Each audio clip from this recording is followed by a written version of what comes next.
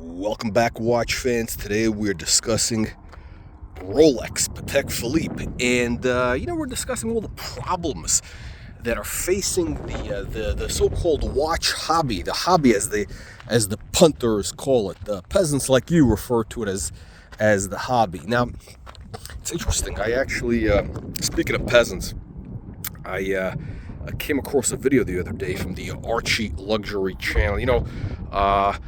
Every probably month or so, I look at one of his videos because the guy's a deadbeat. Speaking of experts, I mean, Archie's at the bottom of the barrel, but he had a very interesting video because he ripped off a video I did maybe a few weeks earlier where I was talking about the problems that are facing the watch community and why it is. I'm actually kind of disgusted. I'm actually disgusted with most of you low-life trash, you low-life degenerates out there. And here's what it is. I guess Archie was feeling frustrated that, he's got his three-piece Breguet collection. Breguet, which is, really kind of mid-tier. It's kind of it's kind of like your middle class horology, if you will. It's very mid. It's a Phoenix, a resurrected brand. It's a Fugazi. There's videos out there. We've done some videos about why Breguet is a Fugazi brand.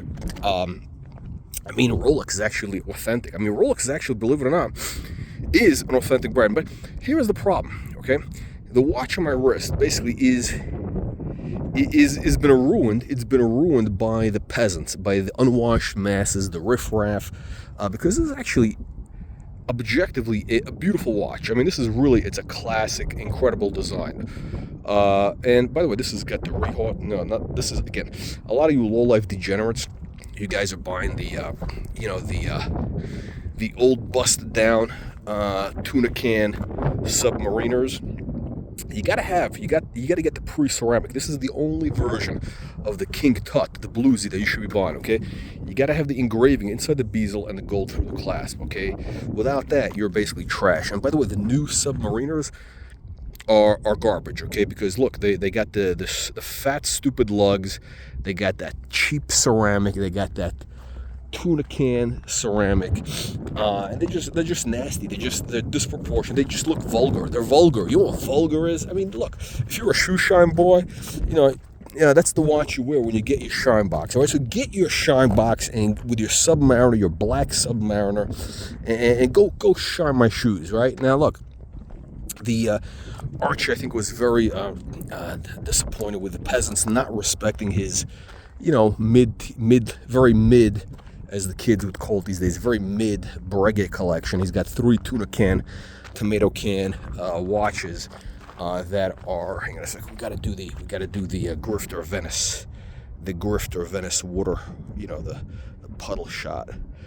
There you go. You got to get the puddle shot. The problem is you get all these self-appointed experts. Now, let me tell you something. I'm going to save you guys some time. I know you guys have no patience. You got no attention span. You haven't sent money to the channel. So what do you expect? We give you guys, fourth-rate content for a third-rate audience. That's right. You guys are a third-rate audience. So give yourselves a round of applause, as the old cuck would say. This guy's always stroking the peasants. Oh yeah, give you guys a round of applause. You should celebrate the upvote. Listen, why don't you downvote? Okay, you downvote this video. I'm going to give you a real simple right here. I'm going to explain to you exactly, who can legitimately be called a watch expert. That's right, a expert, an authority, a certified gatekeeper. I'm going to break it down for you real quick, okay? It is not the Rolex man. It is not the Rolex man, not the Omega man, and not the Breguet man, okay?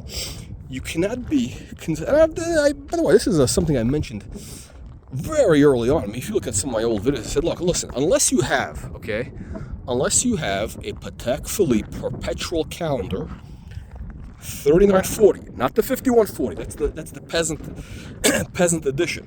Okay, that's the peasant edition. That's the V8 versus the V12. Okay, the W12, I should say. Okay, it's the compromise.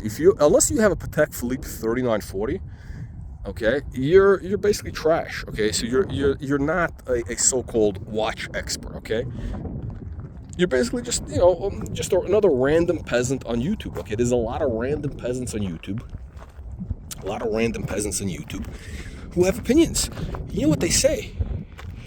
There's an old expression on Wall Street, you know, opinions are like assholes. Everybody's got one, okay? All you guys have opinions, and you know most of you guys are assholes, right? So, I mean, this horse shit literally has more intelligence than most of you guys are watching this video, except for the ones who are going to be leaving the super chats and the, what do they call, the super thanks donation. You see that little button under the video that has a dollar sign, the dollar icon? Click that button to prove to others that you are not peasant scum. So again, the problem what happened with the Rolex Submariner is it just became too popular, right? It's just such an incredible design. And, you know, listen, at the end of the day, again, the problem with Rolex, here's the thing. I can't respect anybody who's like a Rolex fanboy. I don't care if you have a $50,000 Rolex. I don't care if you got a rainbow Daytona, you got a unicorn Daytona with blowing, unicorn fairy dust out of its ass. Okay, it doesn't matter. Okay, Rolex, at the end of the day, is a peasant brand, okay? It's what it is, okay? So you want to escape the matrix. The only way for you to escape the matrix is to go into vintage watches. Why do I say that? Again, Rolex, even modern Patek Philippe, okay? Modern Patek Philippe, modern Audemars Piguet, modern Vacheron, okay? The modern stuff, it's not what it was. Okay, it is not what it was. Again, I'm not a Luddite. I'm agnostic, okay? I think Vacheron has they do some really nice watches right now. They do some beautiful stuff, right? But at the end of the day, like, I did a video about the Patrimony, whatever they called, the Green Doll, beautiful watch, amazing watch. But it's 25 grand, and that watch, on the secondary market starts dropping, right? Now, the white dial version of that watch is 10 grand. Can you imagine that? It's a double the price for a green dial. There's nothing else. It's not a limited edition, nothing special.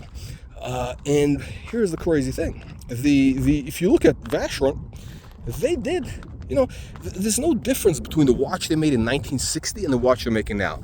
Yeah, maybe it's got, it's a little more, I don't know, they got slightly better technology. It's very incremental difference. It's just as accurate, okay? But you can get a beautiful vintage watch, beautiful vintage Vacheron in gold for 6 grand, 5 grand, okay? Beautiful, okay?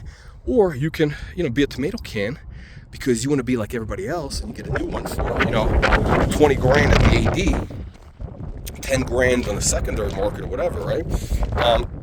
And that's the same problem with Rolex, with Patek right now, right? Because if you have, I don't care how much you spend on that Patek or that Rolex or the AP, whatever it is, it's a mass market watch, okay? It's a mass production watch. Any watch that's mass produced, okay, that's produced in, thousands of units, which they all are now, which if you go on Chrono 24 and you see 30 of that same watch, 50 of the same watch available, it's a mass-produced watch. This is a mass-produced watch, okay? Don't believe the hype that Rolex tells you. They got Chinese kids and robots cranking these out, by the thousands, every hour, literally, okay? They're stockpiling them.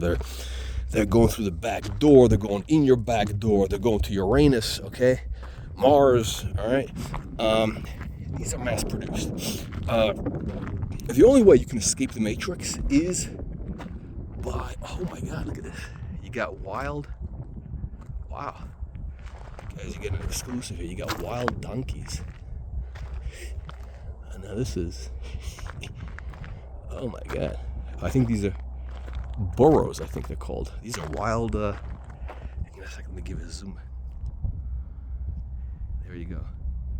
All right, I'm going to do another video here. Hold on.